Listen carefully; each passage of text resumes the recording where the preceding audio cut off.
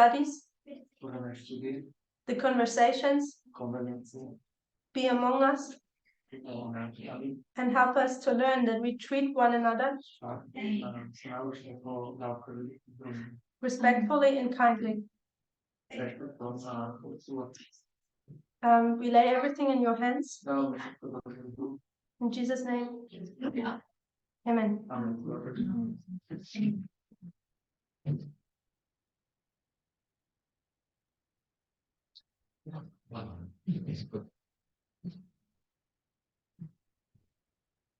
Tamina?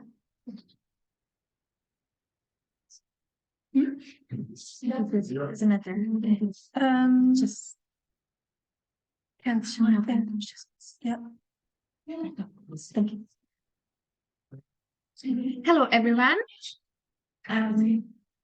It's such a blessing to meet together. And it's nice that we can meet over Zoom as well.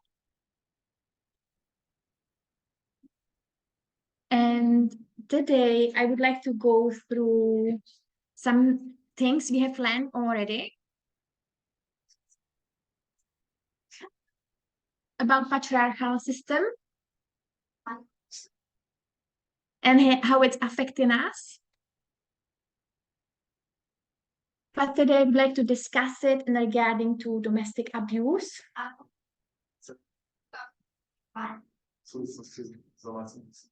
So it will be a bit heavier topic, unfortunately.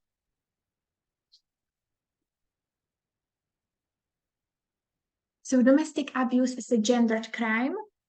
89% are female victims.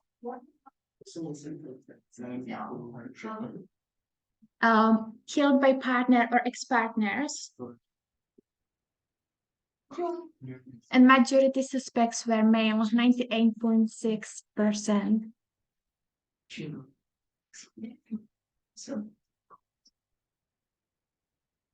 Disabled women are twice as much likely to be abused compared to non-disabled.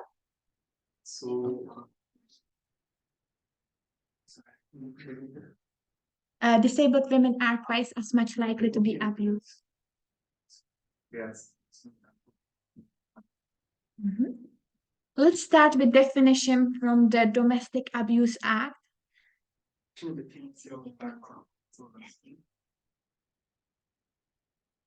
I'm going to post this quote into the Zoom translation.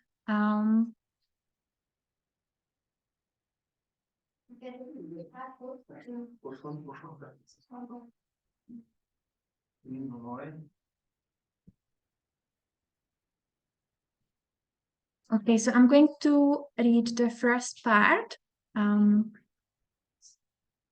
So controlling behavior is a range of acts designed to make a person subordinate and or dependent by isolating them from source of support, exploiting their resources and capacities for personal gain, depriving them of the means needed for independence, resistance, and escape, and regulating their everyday behavior.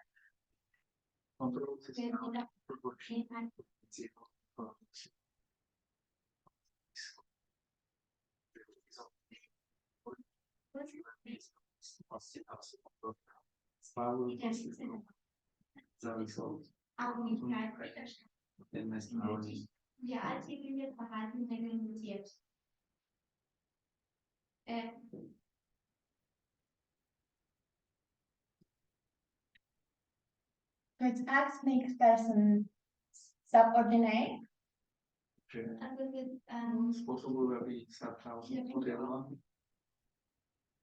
Dependent.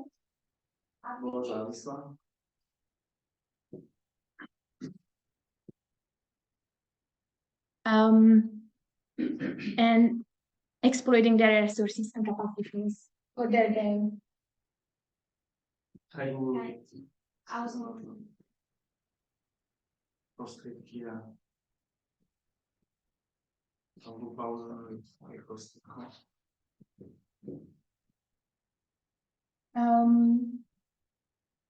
Now, coercive behavior is an act or a pattern of acts of assault, threats, humiliation, and intimidation or other abuse that is used to harm, punish, or frighten their victim.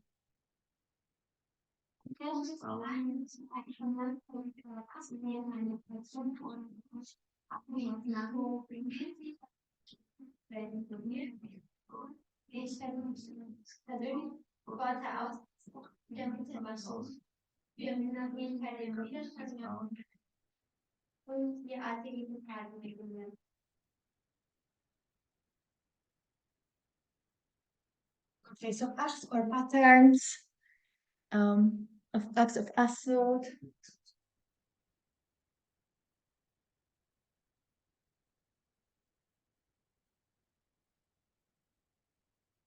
And try to punish or frighten the victim.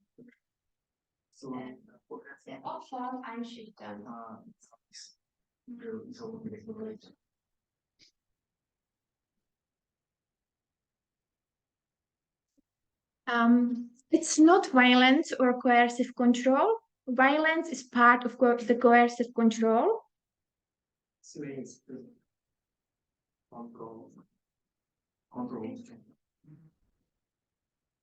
But it not necessarily means there has to be violence.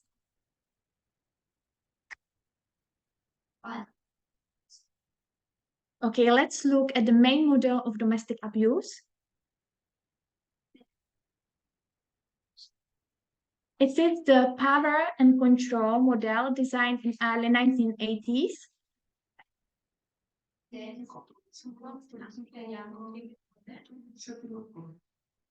They interviewed hundreds of survivors. Up until then, people thought domestic abuse. The violence was the end result.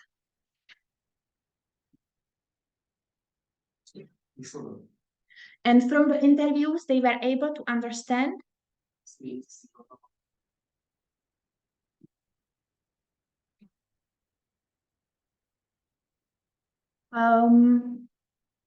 that there were a lot of tactics used.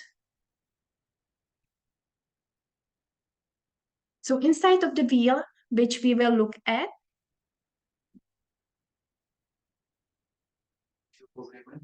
we will see the different tactics, the violent and especially the non-violent.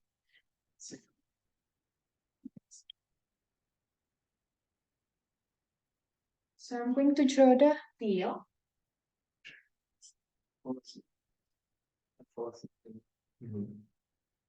Power and control wheel.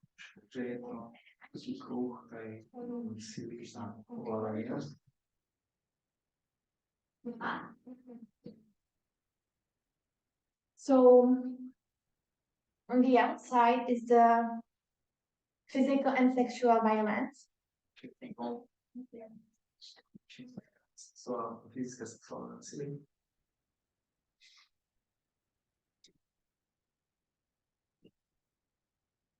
But we want to concentrate today on the non-violent tactics.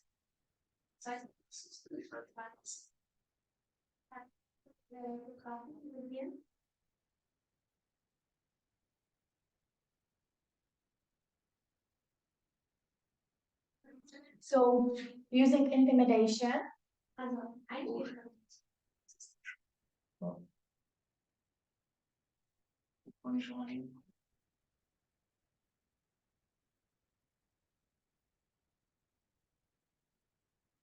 using emotional abuse,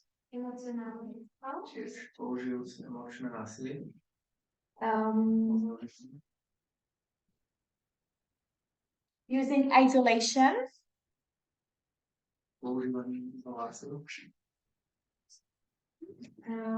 minimizing, denying, and blaming.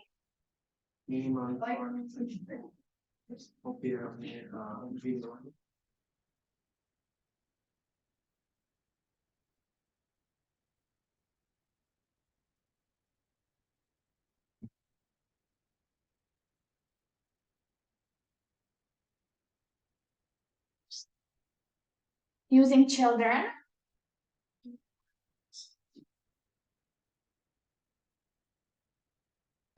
using gender privilege,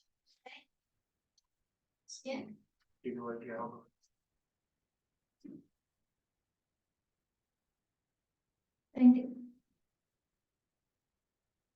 using economic abuse,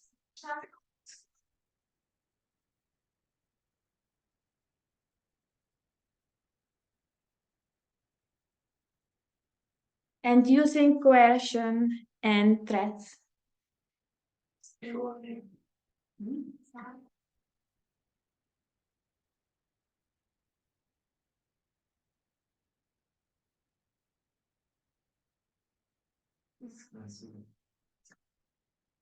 Okay, so this is a bit of toolbox.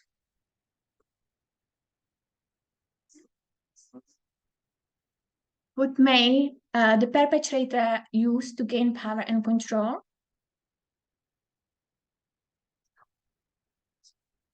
Because survivor can be telling you, well, it's actually not too bad. They haven't used violence, would be.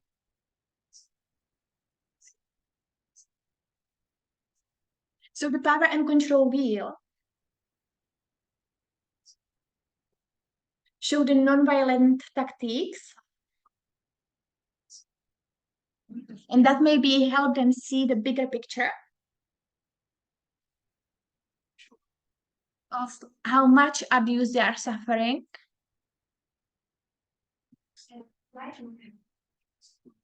And it helps to think about the relationship and its intensity.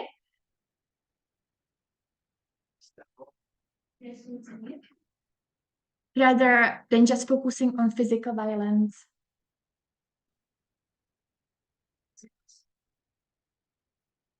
Okay, so if someone can gain power and control using, let's say, threats,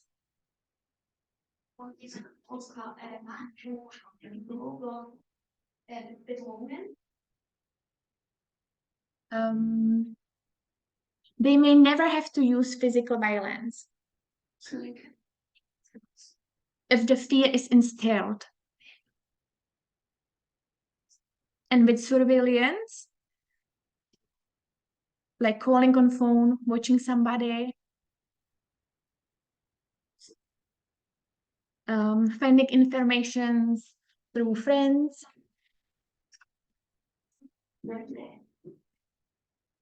So with coercive control is that the fear accumulates. And then they take it with them everywhere. Okay, so now I want to spend a few minutes by looking at the wheel.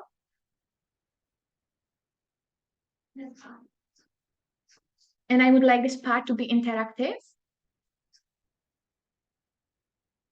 So when you look at the wheel, the nonviolent tactics,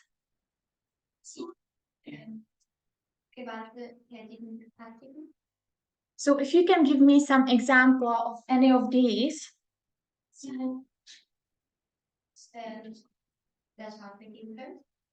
what they maybe could do or use, how they could use this, some example of it.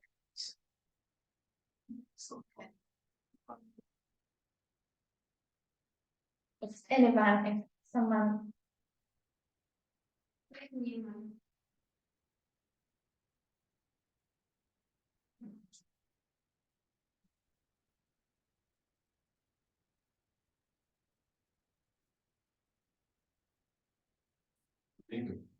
Yes. You define some of those words. I'm not clear what they are. Which one? Coercion and intimidation. Okay, so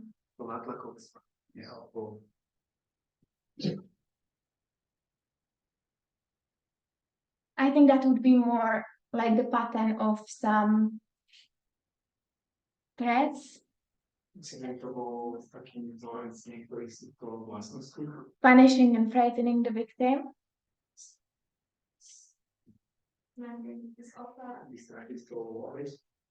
So it could look for anybody a bit differently. Oh, sorry. So if I would be the victim, but I would have a good job and money. So if the perpetrator would tell me, if you don't do this, I will leave you and I'm not going to give you any money.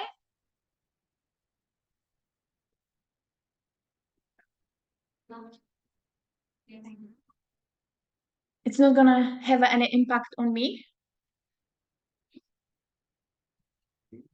But if it would be someone who is in country, on maybe spouse's visa,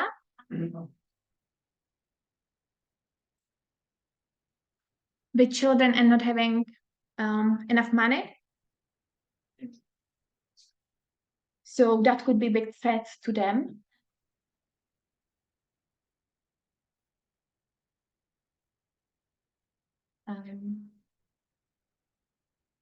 Does that answer your question? I just wondering what intimidation was. And the difference between that and coercion. I think it's very similar. J'entends pas moi donc.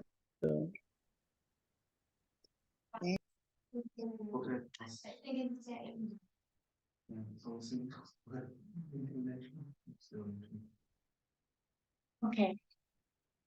Would someone like to give me some examples?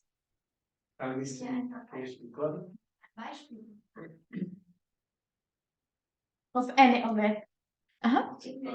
Ja, zum Beispiel bei Kindern. Aha. Dass zum Beispiel der Partner sagt, ich habe einen, der arbeitet, ist Rechtsanwalt. Und wenn du nicht das tust, was ich sage, mache ich dir die Kinder weg. Oh, actually, I'm sorry, I have to actually repeat it after. So, Couple and the man is a lawyer. okay, for example, if there is a couple and man is a lawyer. And his wife. And the man says to his wife, if you don't do what I say, I would take away your children. Yeah. Ist okay? Thank you. Yes, it is. It is. Any other idea? Thank you.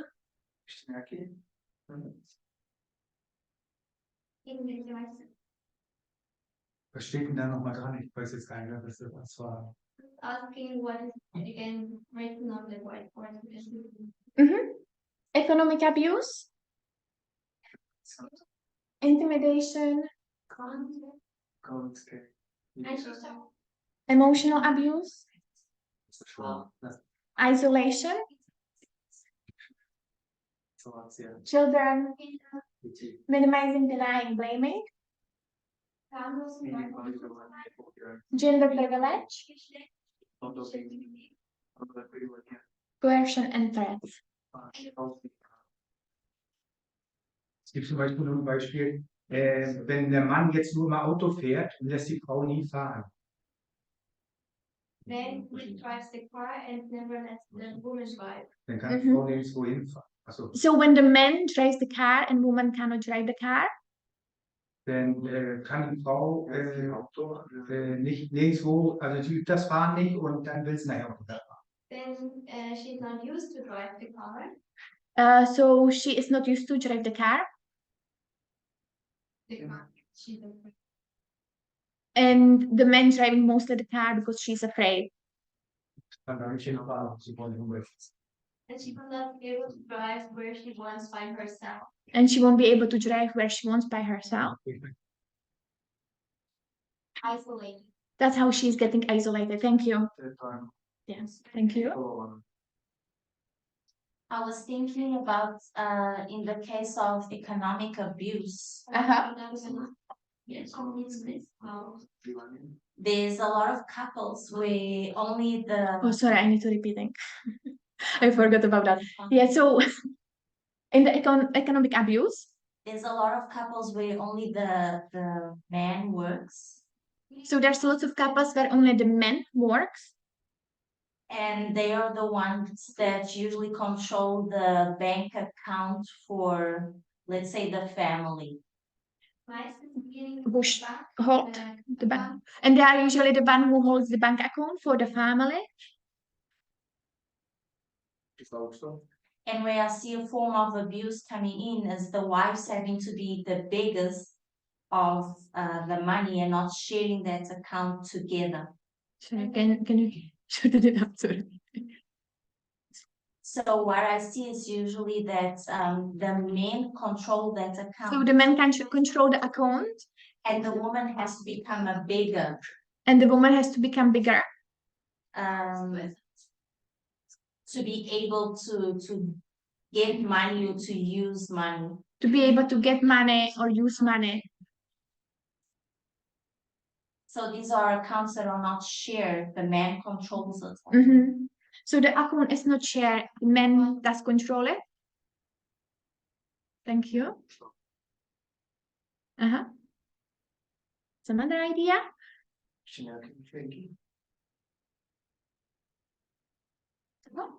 I have a question because of the comment that Rodolfo made about the children. And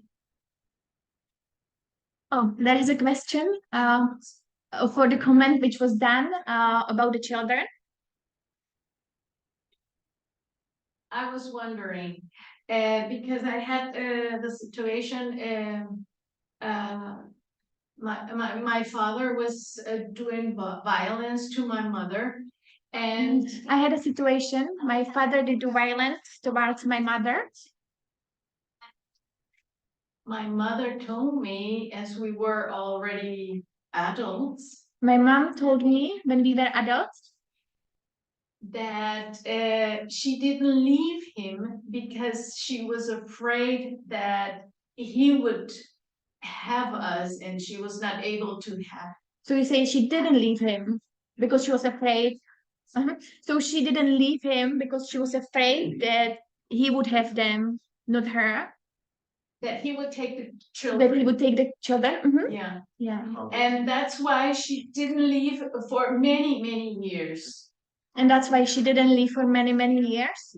And I was wondering, because it's a situation from violence. And I was wondering, because this is a situation about violence, from violence. I was wondering if that fits also into this model, even though he didn't say it, but she was afraid that he would make it. Yeah, and I was wondering if can be used here as well, because he didn't say it, but sorry. She was afraid that he would. But she was afraid that he would take money. Then he would do it, yes, yeah. Yeah, so this is more what they do or say to them, but it is still valid point because the fear is always there. And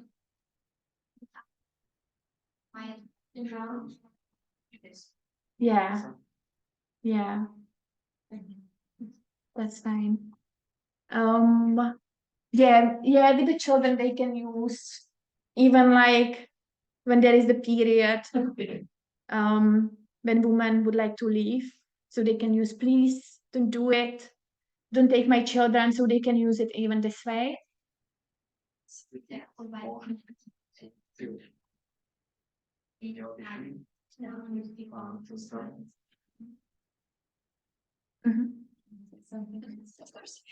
I was thinking that maybe she knew him so much that she knew that he was going to do it. So I was thinking that she maybe knew him so well that he would do it. And to prove it, I in my mind, I think as she wanted to get a divorce, he was trying to do the same. And to prove it, because she wanted divorce, that she got a divorce, but as we were already adults. She did get divorced when we were adults. And he tried to do the same thing, And he tried to do the same thing, even though we were adults. He was trying to manipulate us even though we were adults, because he was trying to manipulate us, so that we were going to be against our mother. that we were going to be against our mother. He put everything in a way that we were thinking, or that we could think that she was doing a wrong thing, even though And he put everything in the way, that he did do. It was all like the mom did do all the wrong thing.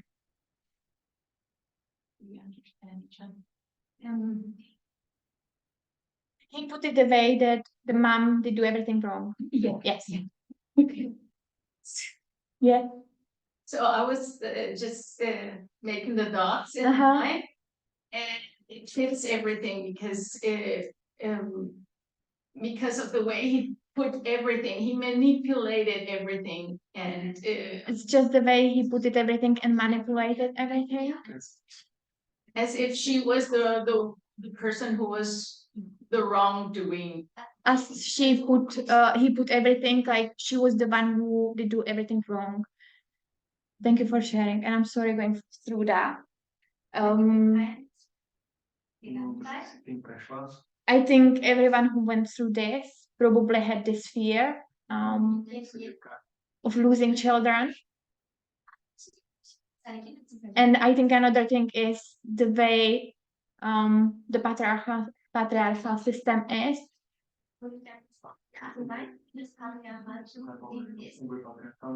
The way people look at women, they usually blame women for the things. So yeah.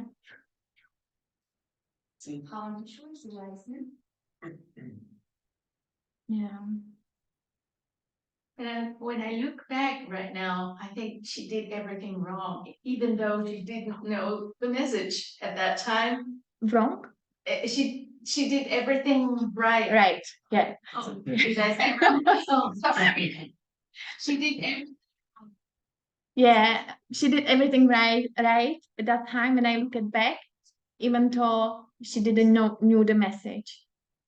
At that Okay, time. thank you for sharing. Yeah, thank you for sharing, for being vulnerable.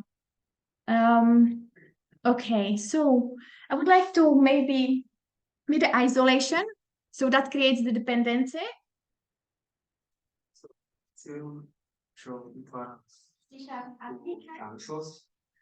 And then fear accumulates. And then there's increasing level of control. Isolation is often one of the first part in coercive control.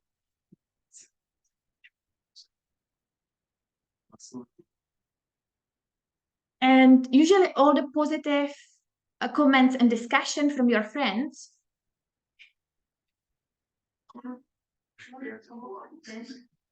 and family could be kind of removing the negative comments.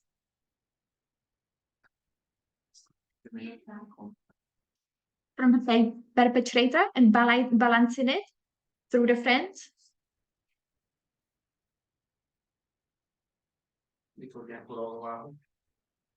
But if the friends and family are removed,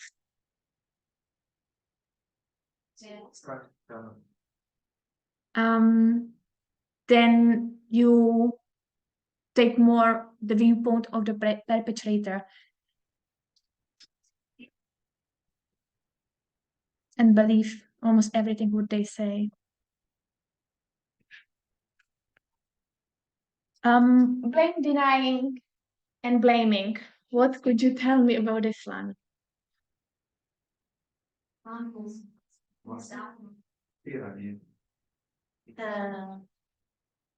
A lot of times I see men when generally it's a couple. Often I see men, usually it's a couple, Blaming their spouses for their aggressive behavior. Blaming their spouses for their aggressive behavior. So usually they will say, I answered you that way because you provoked me. So usually they say, it's because you provoked me.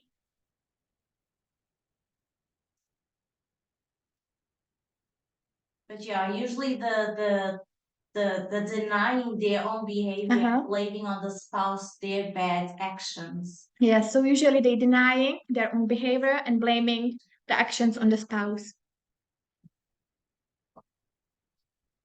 And when I think of minimizing, every time that women try to express themselves. And if I think about minimizing, every time women tries to express herself, whether it's the spouse or men, they have the tendency of putting it as an exaggeration. So the men usually put in it as an exaggeration. So they minimize the situation. So they minimize the situation. Thank you. That, yeah. So the blaming there, denying and blaming, all of it, it's often seen there, which is basically gaslighting.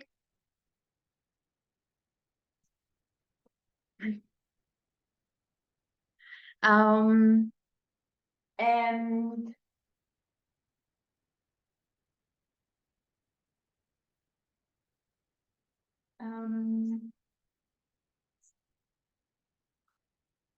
yeah, it usually does leave, because gaslighting is basically denying the reality of the victim.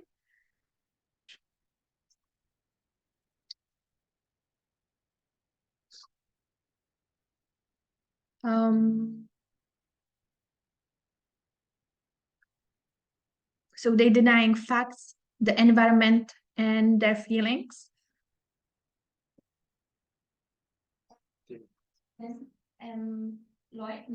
So then the victim kind of like, it goes against their cognition.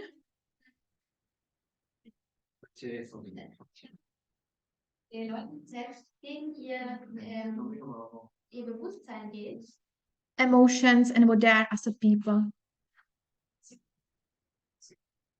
So that can leave them very confused and with very low self-esteem and trauma.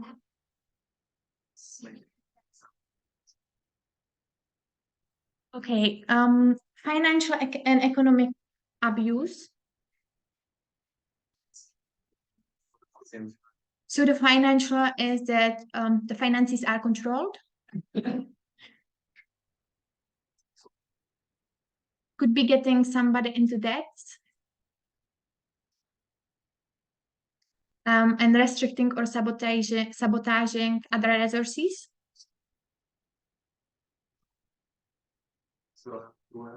And when you restrict that keeps the survivor stuck in that situation.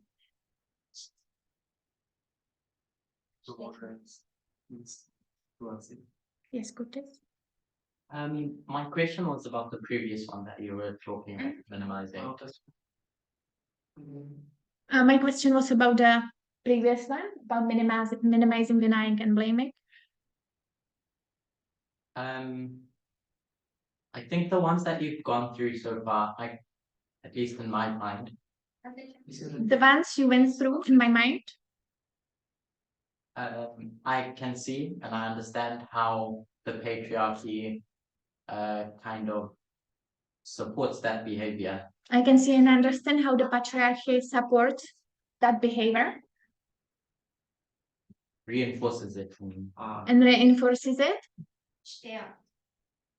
The minimizing, denying, and blaming. The minimizing, denying, and blaming. Would you say that is only something that takes place from a position of societal power? Would you say that's something it takes place from societal power? Like within relationships, is that a product of the patriarchy? Like within the relationship, is that the product of patriarchy? Or is that something that takes place between humans in general? Or is that something who takes place between humans in general? I think, I can be wrong. I think it can be in any relationship. It's especially in a relationship between men and women. And because it's about the power and control, so the imbalance. It can be between friends and other relationships.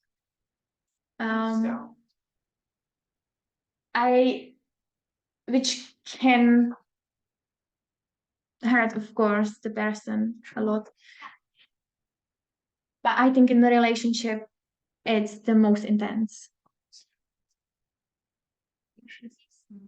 Since you live with the person. Thanks very And much. have intimate relationship with it.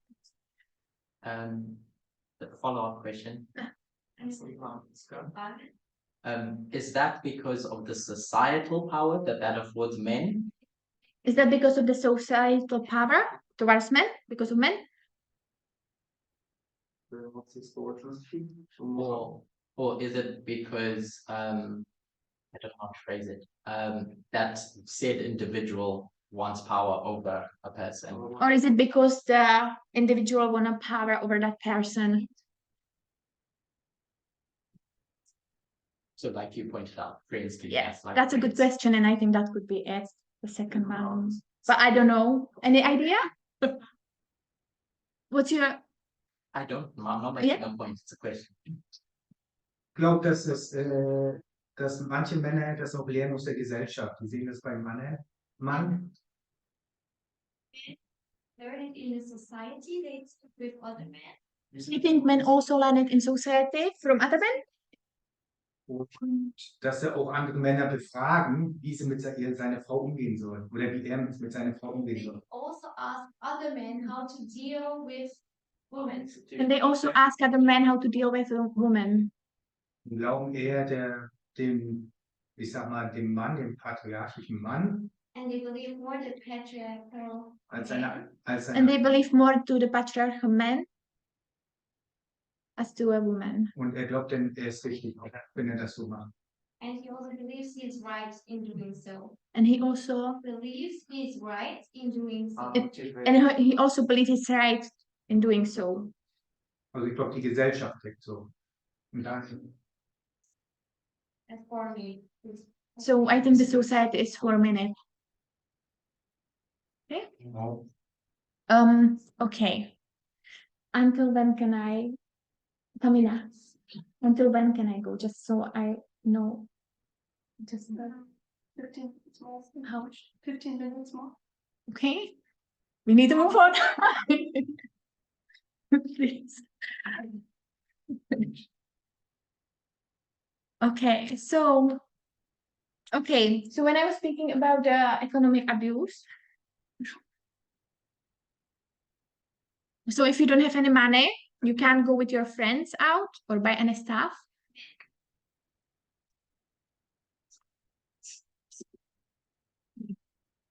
Or if you're in debt and don't pay rent, you can easily leave and get another flat or house.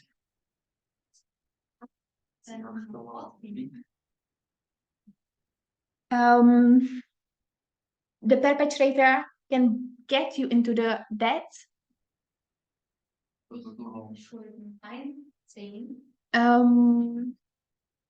They can kind of like force you to take housing benefits.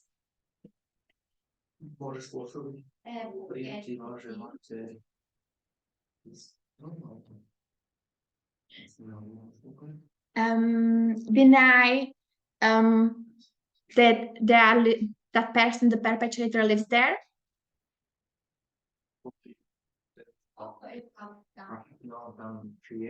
And they end up with criminal offense, the victim.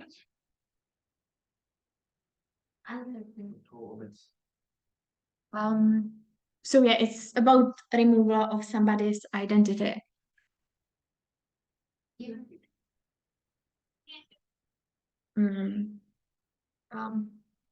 Limited their choices,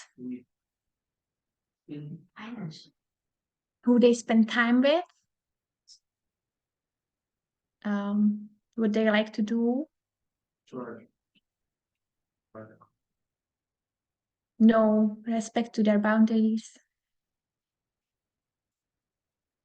So their identity is often taken away.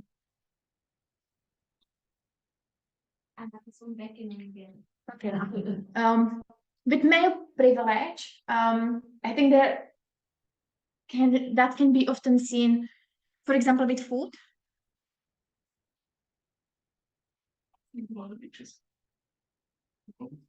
Being women in the household, like taking care of the household. And often can be seen that the male feels that his work is more important and can, yeah.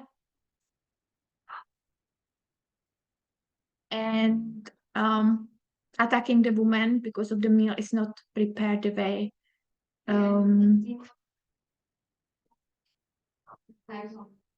they wanted. So that's seen quite often in the relationship. So all relationships start the same. So it starts by dating, nice period of time.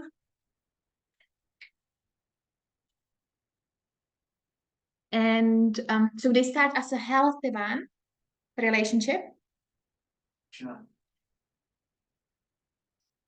And so usually the survivor wish for the person to get back to the beginning, who they were at the beginning.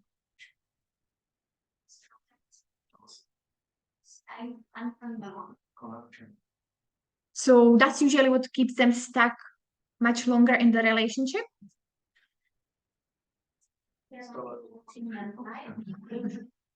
Because they're promising them, I can change by giving up alcohol.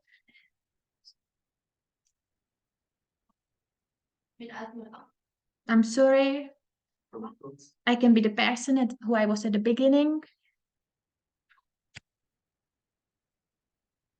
Okay. I want to little bit move and I want us to see how difficult it is for women to leave from that relationship.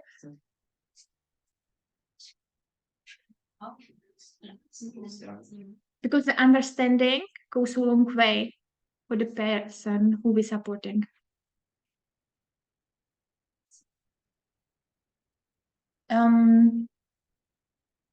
They usually need to leave fast. They usually need to leave quite fast.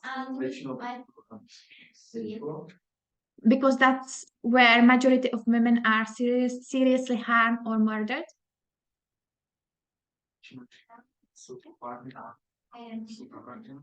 At point of leaving.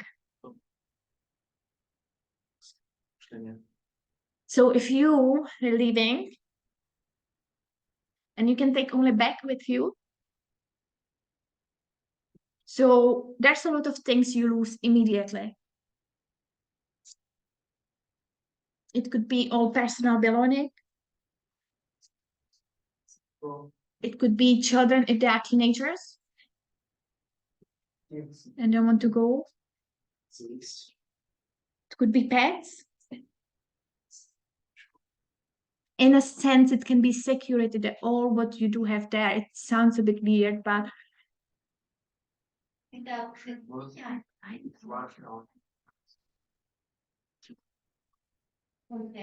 this whole history, family, friends, community, the routine and maybe job, if they are moving somewhere away from that place.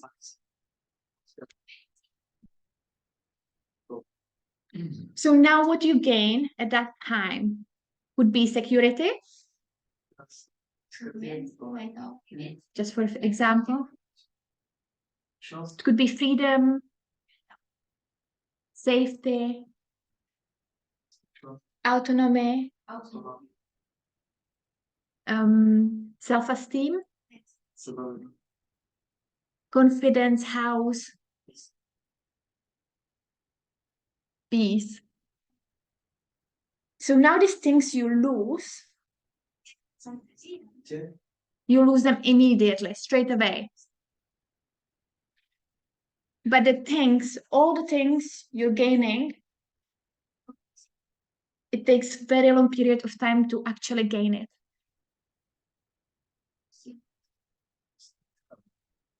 So there is this big step in between.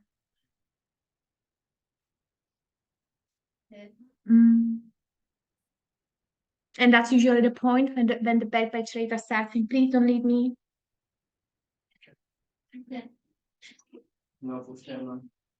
I will change, kids needs me.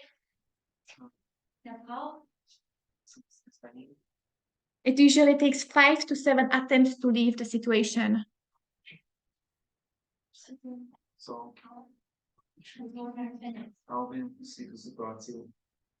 And then you have there sometimes the frauds, criminal charges, debts.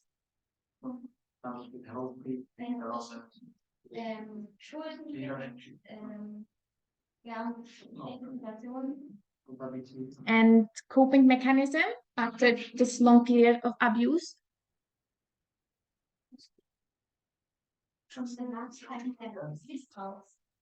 Yeah, so I think it's good as to understand what they're losing, gaining, and now coercive control bell.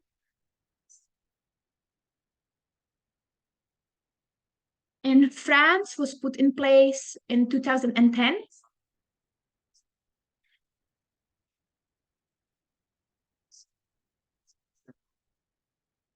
Which adopted into law ban against psychological violence within marriage.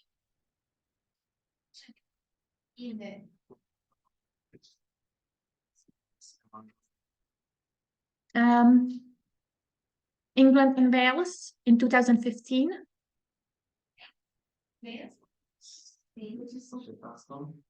For coercive behavior, you can go into the prison up to 5 years.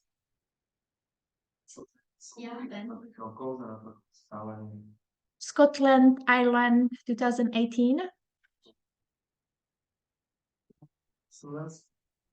Canada, Ontario, 2020. Hawaii, California, 2020. And Connecticut, June 2021. So it's all quite recently only put into the as a bill. Yeah.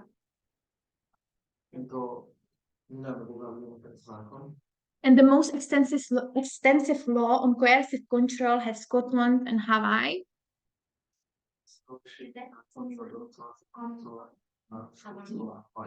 So every bill that has a different range of different extension of the law.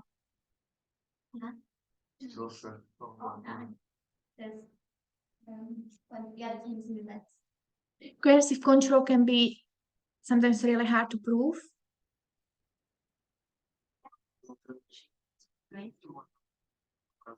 As you see, many countries still don't have it at all. Some controlling behavior maybe don't fall under coercive control.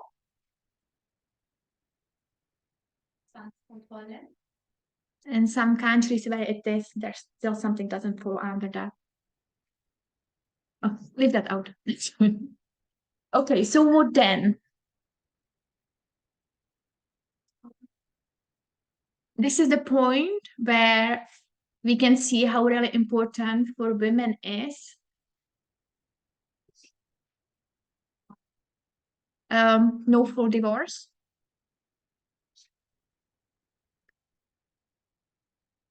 in some conservatives, Sì. after abortion ban, turning their attention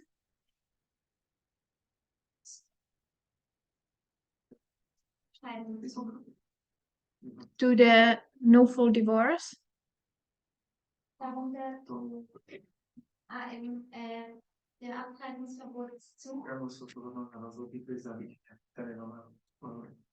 For example, new House Speaker Meg Johnson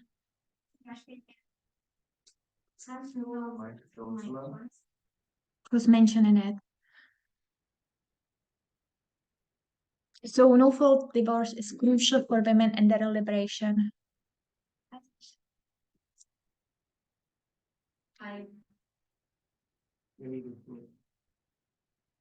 So the no-fault divorce allows couples to obtain a divorce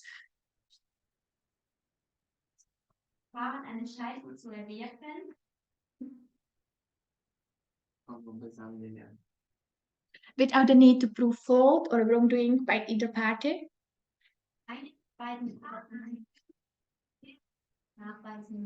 So no-fault divorce is, the process is simpler,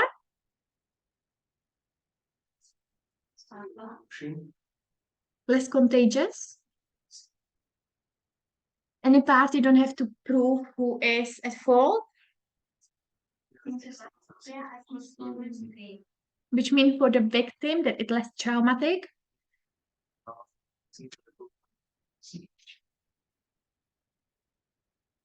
Yeah.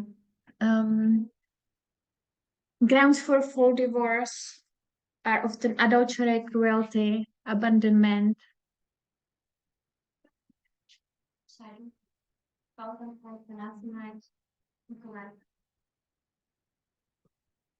Which is the opposite. Yeah. So maybe, okay. So yeah, so some of these tactics are not that easy provable. So coercive bills. Sorry, the tactics are not that easy provable.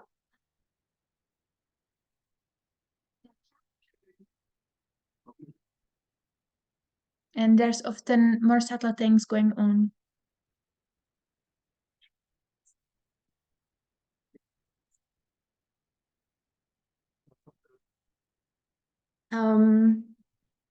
Which are not in the bill.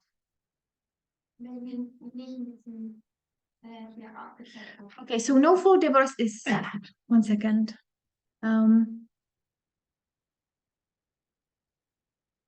So it can help reduce conflict. It's helping victim of domestic abuse. Faster. Most states does require still a certain time of separation.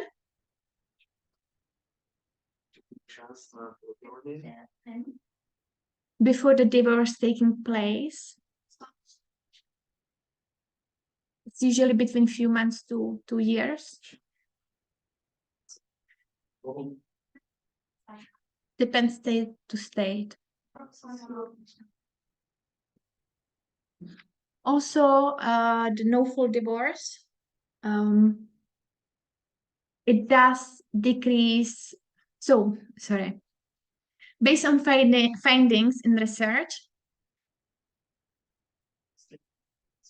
domestic violence and women's suicide decrease in states that legalize no-fault divorce.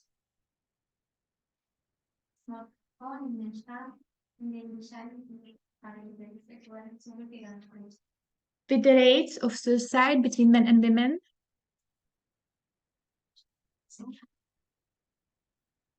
even though males do have a higher rate of suicide.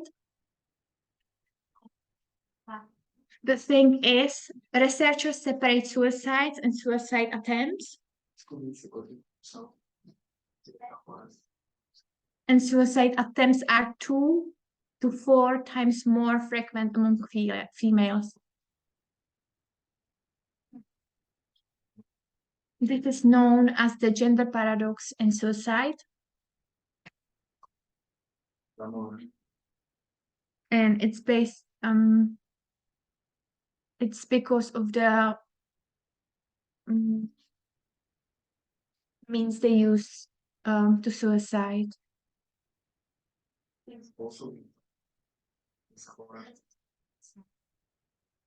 So based on findings in the research,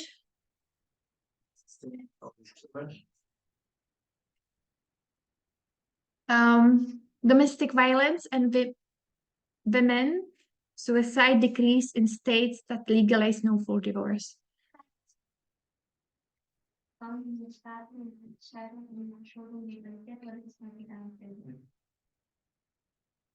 The legalization of no fault divorce in United States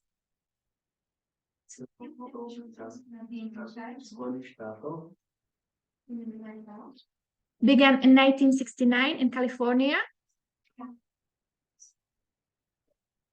under legislation signed by Ronald Reagan.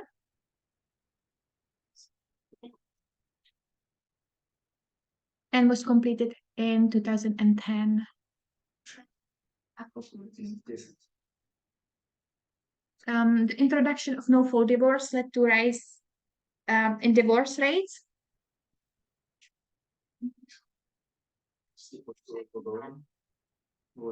In the United States during the 1970s. From 1975 to 1988 in the USA.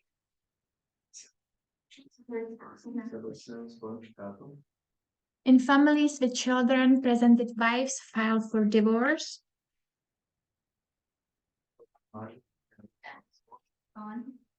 In approximately 2/3 of cases. Yes, so through the study, I wanted to share the wheel, the nonviolent tactics, to help us see how difficult it is to get out of abusive marriage.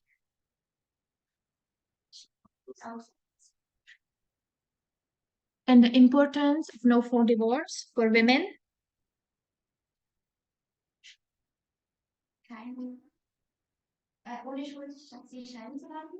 Which can be with knowing that after progression, there is always the flashback.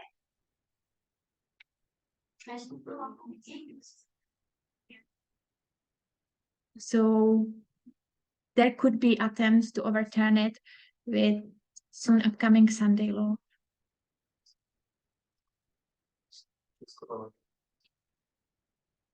And we will close with word of prayer.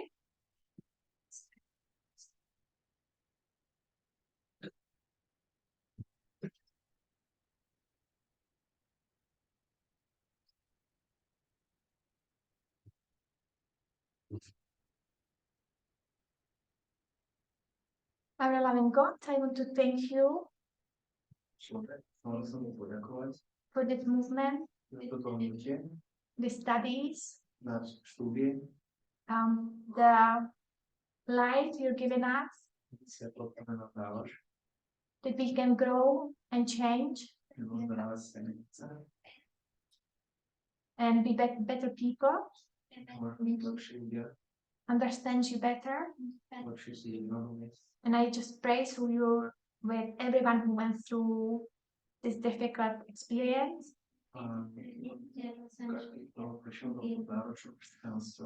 For everyone who is in this situation. I pray for your wisdom and for us to support them well.